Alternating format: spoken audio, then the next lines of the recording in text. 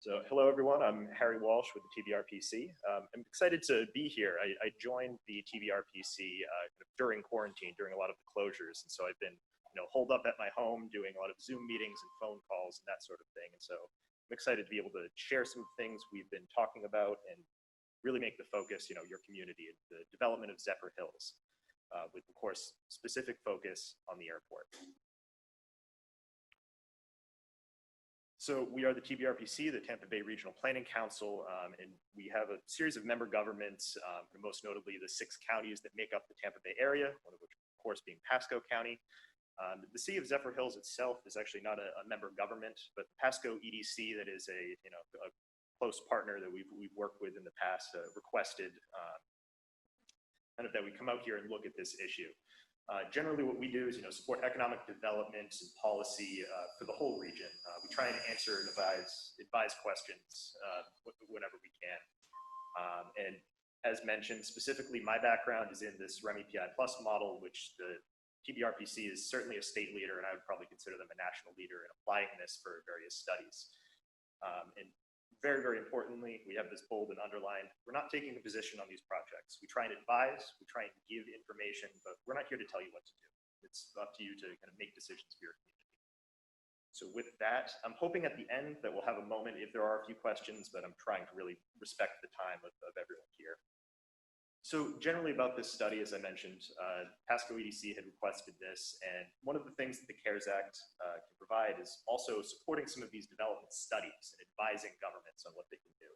And so that's the thing that has provided the funding for us to take a look at this a little bit. This is going to be fairly high level, but I'm hoping to really bring you into it regardless of where you're currently at with economic development or information about the airport.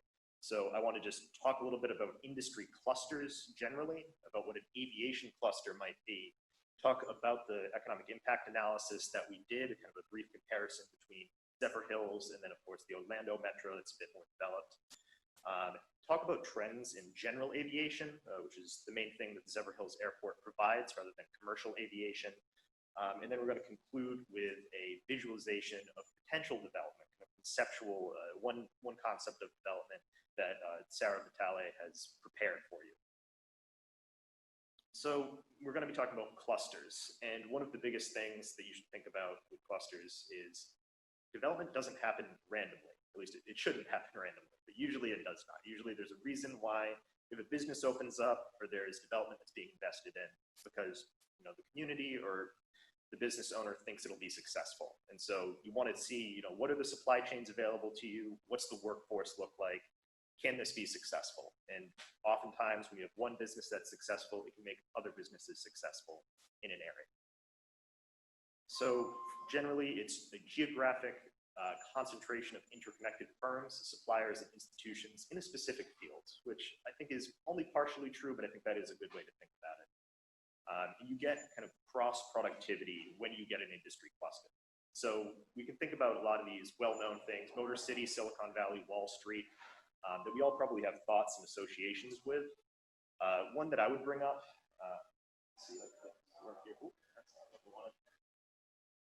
but one of the things we bring up here is Magazine Street in New Orleans. So it's a historic furniture making street. So it started out where there were 1 or 2 furniture shops.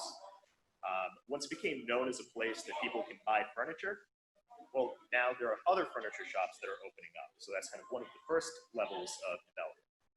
You also have wood suppliers in the area, so that's that supply chain. And then now you have all these people, all these individuals coming to look at furniture. Well, they get hungry eventually. And so now you have restaurants that can develop as well. There's a dining culture that's also developed. And then you have the other side of it where people go out to dine and then, hey, maybe while they're digesting their dinner, they go and look at some furniture. And so kind of a less well-known example, but still certainly an example of an industry cluster. So we want to be talking about an aviation cluster. So obviously this has to do with mostly airports and then using airports to access metro areas and then also possibly manufacturing aircraft and repairing aircraft. So we want to talk about locational advantages that might exist in East Pasco County and Zephyrhills specifically. We want to talk about, is there employment? Is there a concentration of relevant employment in Zephyrhills or East Pasco? And then failing that, are wages high? wages can often be a signal that maybe wages are significantly higher than you'd expect for a specific industry. That could identify high demand that might be filled with investment or training. We're going to look at these three aspects first. So first, I'm hoping the charts are slightly big enough for you to see, but generally we have Zephyrhills Airport will be to your left, and then to your right, Pasco County as a whole with Zephyrhills, so you just get an idea of where we are physically. And I'm going to be talking about, of course, we're connected to here, Hillsborough and Pinellas County, which are large metro areas, large population, economic activities happening there, and then also pretty close by is, of course, the Orlando metro area. So there's the connection to both of those metro areas. The other thing we want to look at is this level of employment. So I know this is going to be a bit of a mess of red and white, but this is looking at something called location quotients for aircraft mechanics and service technicians. So the idea of a location quotient is basically a concentration. How concentrated is a certain type of occupation? Financial services, people employed in banking, highly concentrated in New York. Agriculture, not so much, and vice versa for rural Iowa or something like that. We want to look at specifically relevant occupations for the airport.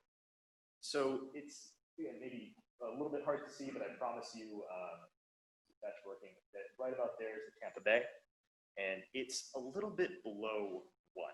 And what that means, and I just have to give you a little bit of clue into this, is if you were to take all the level of employment, spread it evenly across the land, the location quotient would be 1.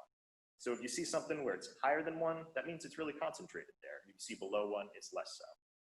So the Tampa Bay is actually in this bracket of a little bit below 1. And so this is saying it's actually a little bit less concentrated than you'd expect. So there's not quite this is significant. I would kind of soften that a bit to just say there's not a strong concentration. Obviously, you have an airport, so there must be some level of concentration of these occupations, but it's not especially strong, and especially compared to the Orlando metro, that's much higher than you'd expect. But then we want to turn to the other thing I was mentioning. So what are wages looking like in these industries? So you're actually seeing something I think kind of interesting. So Orlando is that blue spot right there, and Tampa Bay, which includes Pasco, is that blue dot right there. That's in this highest quartile for mean wage. So that means if you are employed in this aircraft mechanic and service technician area, you're probably paid pretty well, regardless of if you're in Orlando or if you're in Pasco. And so this kind of shows that there might be maybe not exactly equal, but a comparable level of demand for these industries in both of these areas. So I'm not trying to be discouraging by saying you don't have a whole lot of people, so if you're trying to expand out your aviation cluster, it's not going to happen, but there is a demand. So if there was sufficient development, possibly there could be an increase in the workforce necessary to allow that development of an aviation cluster. So kind of with those basic level of concepts for developing a cluster here, I want to just go a little bit technical. Talk about input-output applications. So these are usually called I/O. It was developed post-World War II to help development. And they generally do things like, okay, if you have an aircraft supply chain, so that needs steel. Steel, usually needs iron as an input. How many units of iron goes into a certain amount of steel? How much steel goes into a certain amount of aircraft being manufactured? So generally, there's I/O models that are used. One that we use is IMPLAN. That's what we used for this study. Another one is the REM-API Plus that I'm more familiar with, but we've used IMPLAN for this, which is kind of the simple level of multipliers that go through and calculate some of these things. So 3 things that we're interested in when we're talking about development is direct, indirect, and induced. So the direct impact is, if you invest in an aircraft manufacturing plant, there's going to be jobs related to aircraft manufacturing, with directly people who are manufacturing aircraft. That's a direct impact.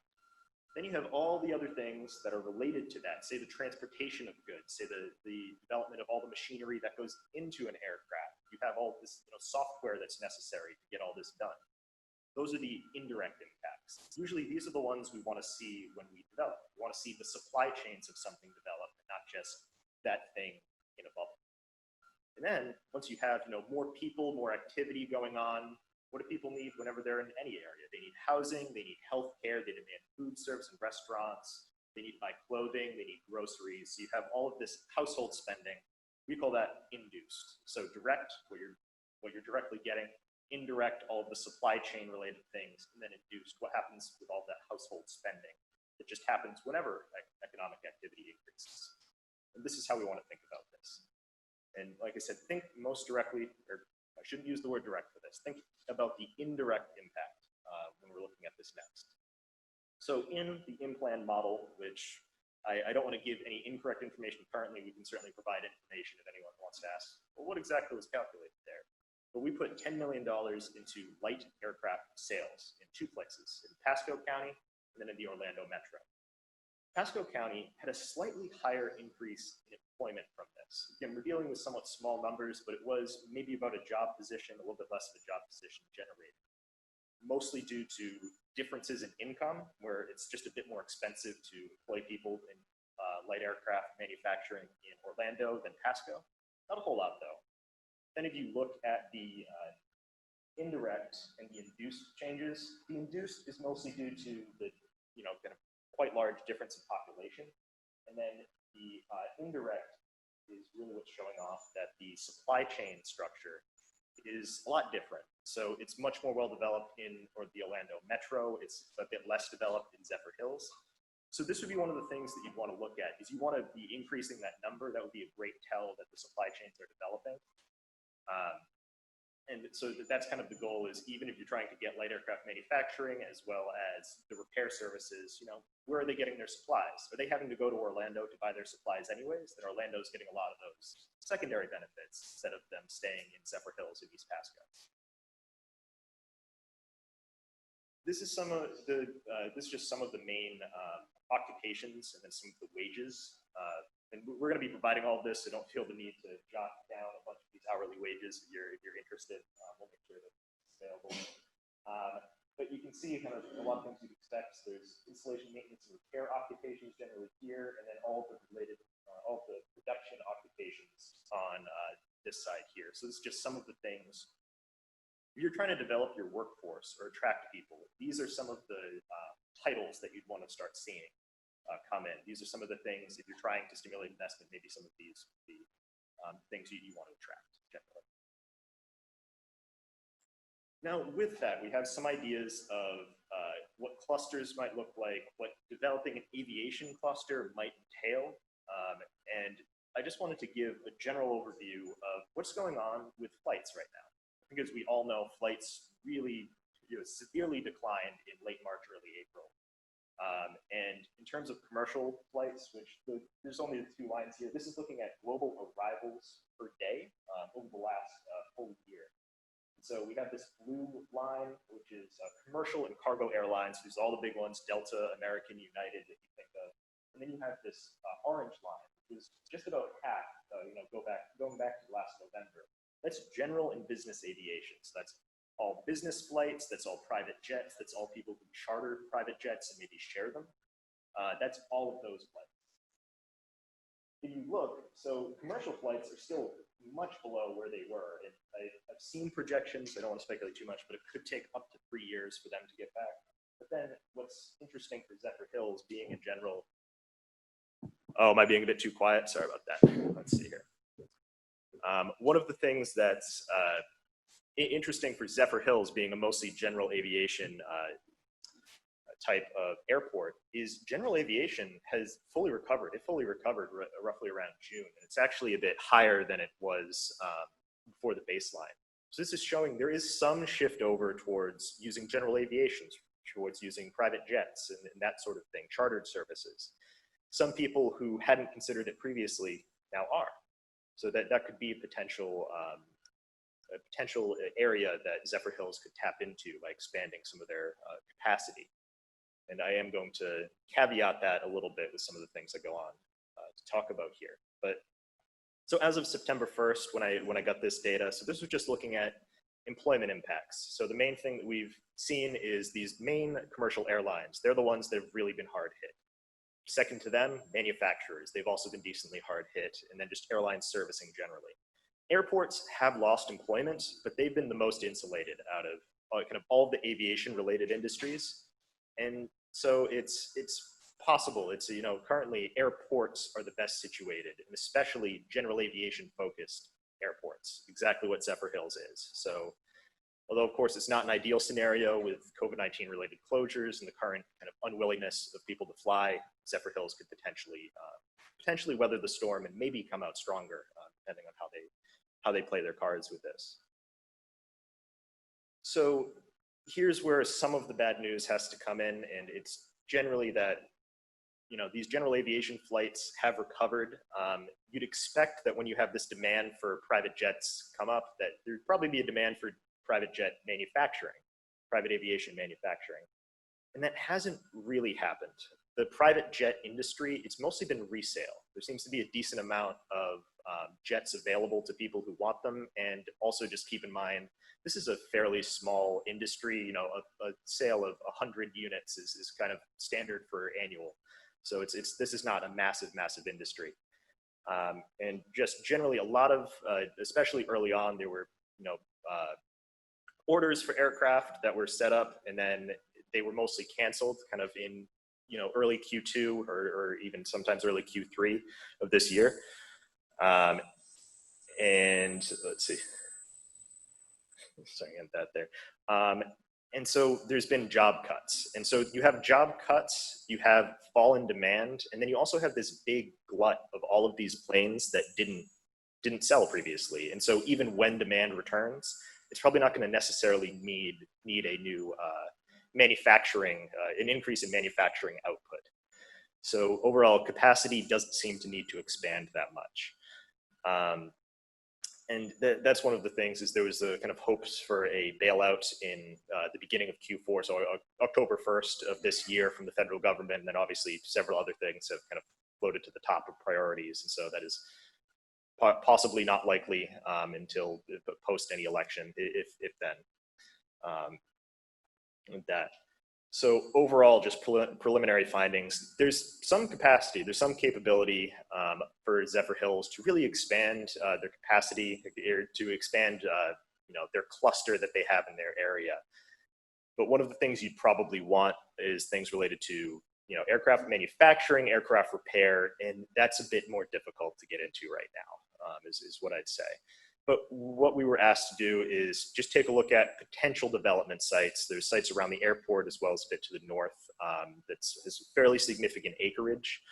And just briefly, because then we'll be turning over to Sarah, I did a quick look at just what it would look like if, you know, there was quite a bit of investment in aircraft manufacturing, and then what would be the necessary increase in floor space if you tried to double the level of employment that Zephyrhills currently has. And it would be probably require something about maybe 20 acres of development. I think there's quite a bit of acreage available. So space and land doesn't seem to be an issue to development. This is kind of one of the things I'd add to this last findings. With that, so we want us to give you one concept. So again, don't view this as, you know, set in stone, but just an idea of what development could look like. And with that, I'll turn it over to Sarah Vitale. Thank you.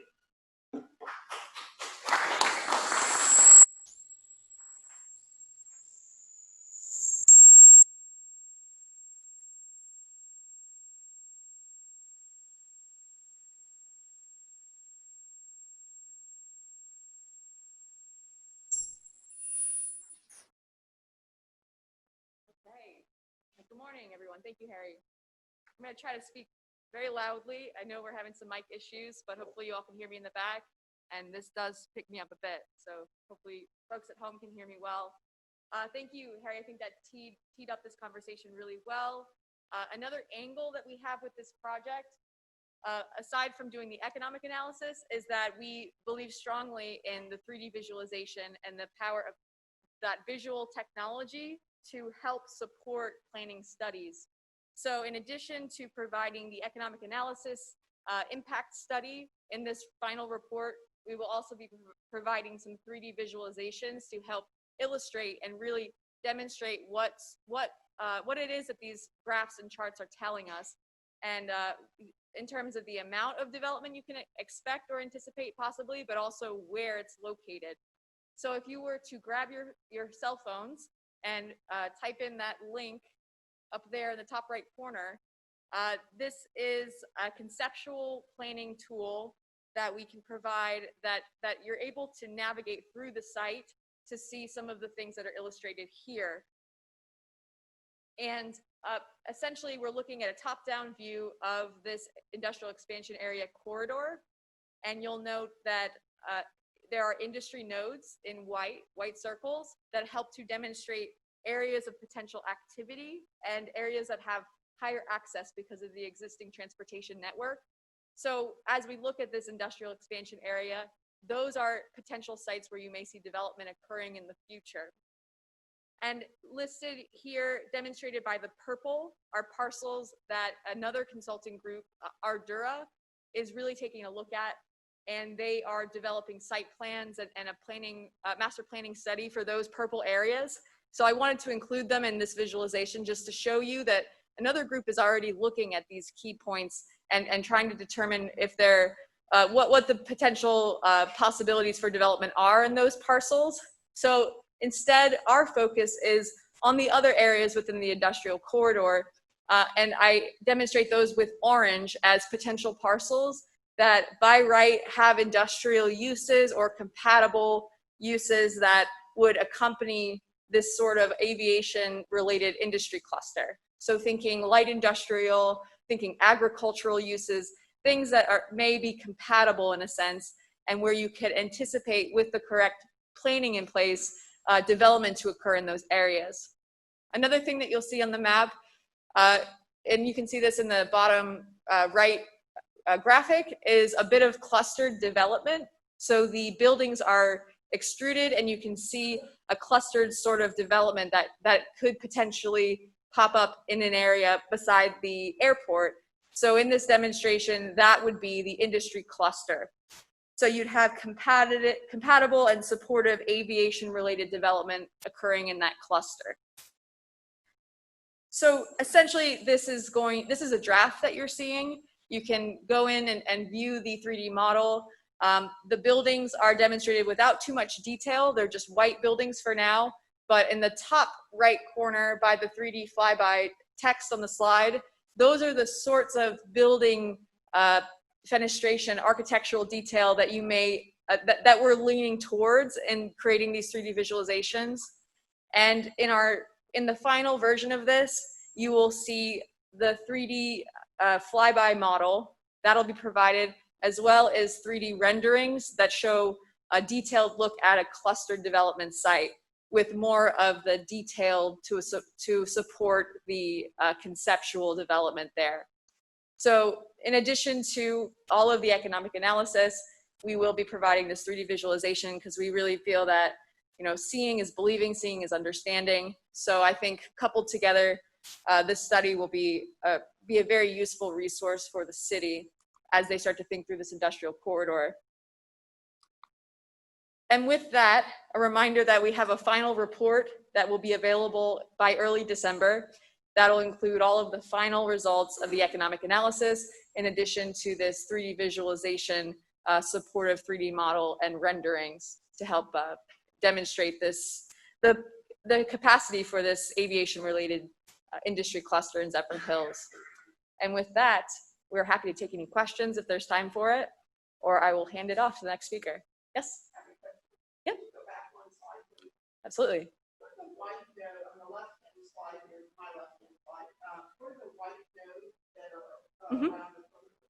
So that, if you'll see, it starts in the right beneath the airport, which is in blue. We start seeing those white circles. Those are nodes of potential activity. So significant intersections. And as you're making your way up Chansey Road, when we take a look at this area as a preliminary planning study, I identified areas of connectivity that may potentially be an area to target your development because it already has that great access. So you'll see that going all the way up Chansey Road, and then there are cross streets that are significant development patterns and also crosses with the railroad line. So those are significant areas that we should pay especially attention to because you're going to utilize the existing infrastructure.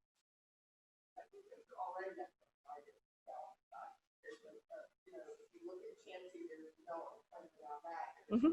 There's a steel mill that based on that, and then there's sports, recreation, children, and then if you go to the top, there's basically a shovel-ready site. The county has helped with some, a lot of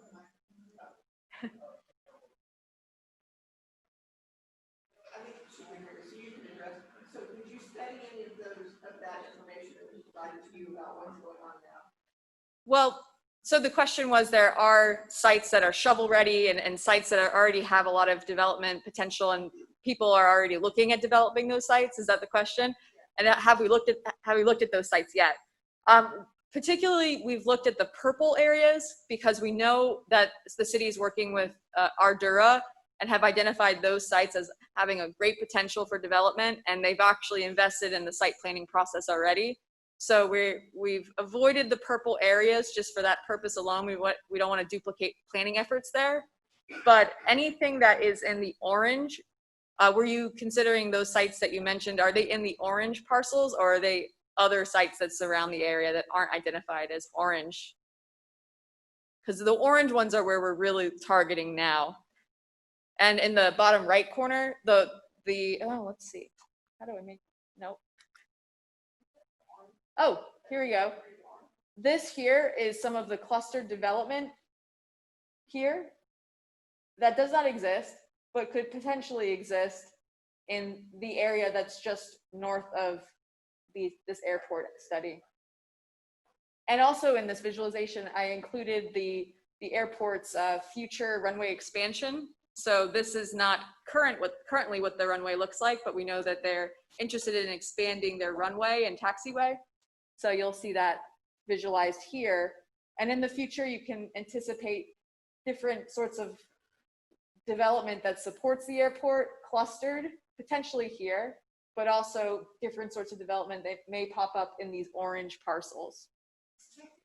Mm-hmm.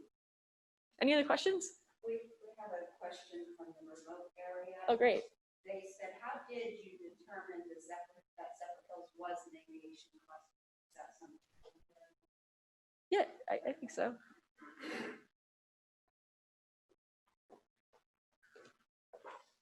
Sure, I'm hoping all of you can hear me now. There we go.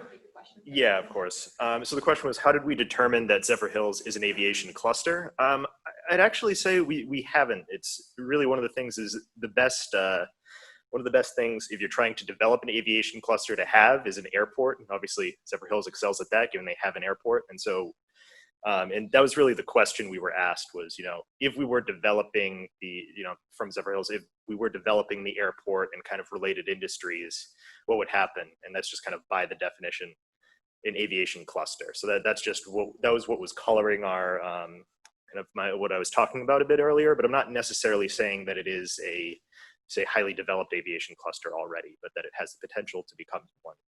So thank you. With that, I'll turn over to Sarah. Or another question? Yep. Did you look at all of the skydiving potential area of So I'm aware that it's currently, or I mean, probably pre-COVID, but it was certainly already something that's existing here. I would say yes. One of the things we were trying to look at is specifically the usage of space, and I would just say kind of cautiously, not having done something super in depth, it didn't seem like there would need to be a large expansion of building space necessarily to be able to facilitate the demand for that. There could be a large untapped demand, but that's just not kind of what the focus was. But that's a good thing to bring into is kind of some of the less manufacturing focused aspects of this. So, cool. Are there any other questions just while I'm up here? So I don't have to keep, sure. Another question, but if there's time, I can help clarify. So, Tom Ryan, past the EDC, as we started. Would you like the microphone? Yeah. As we worked also with Zephyrhills Economic Development Coalition, the EDC's role is to go out and recruit industry. So that is a challenge when you don't have a cluster to go and attract or build from. So we decided to talk to the Tampa Bay Regional Planning Council after I went to the NBAA conference last year in Las Vegas, was given quite a bit of education about next steps we should take as the airport is growing because of the runway extension. So this is tied to the runway extension. So with Harry and Sarah giving presentations with conceptual ideas, the idea is within the aviation industry, where is an advantage that we can go and leverage in that industry? We won't be a cargo facility per se, but we might be a general aviation MRO facility. But if you're going to go after that industry, what are the sites that you have to have ready for that industry?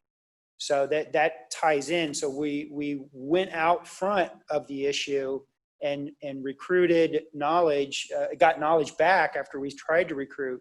And so then we had to regroup and we had to say, wow, we don't know a lot about the future of the industry clusters that we should go attract.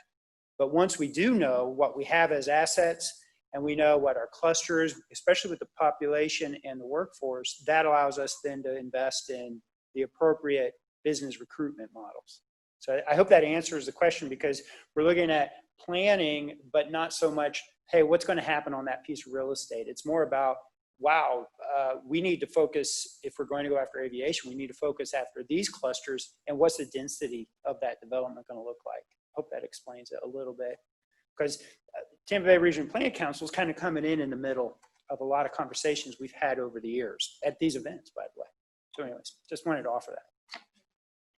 So I have one last question. We're going to have to do it fast before we move on. Billy or Commissioner Oak might help this. If they ask, and I'm hoping they can hear this, what's the county commission and state level support for an aviation cluster plan? Do we have that? Billy, that might be something. Would you like to use the mic? You may have to repeat the question. So the question was, what is the county or state level support of a cluster plan? We have the PEDC here. I would say that the county is on board with this. Obviously, as the city grows and develops, that benefits Pasco County as well. The state level, we've not had those formal conversations with, but I will tell you that the state appropriation of the extension of the runway, I would say lends shows that they support this idea, but we've not had the formal conversations with the state. If I can add one thing, sorry, I projected myself, but I can answer the question.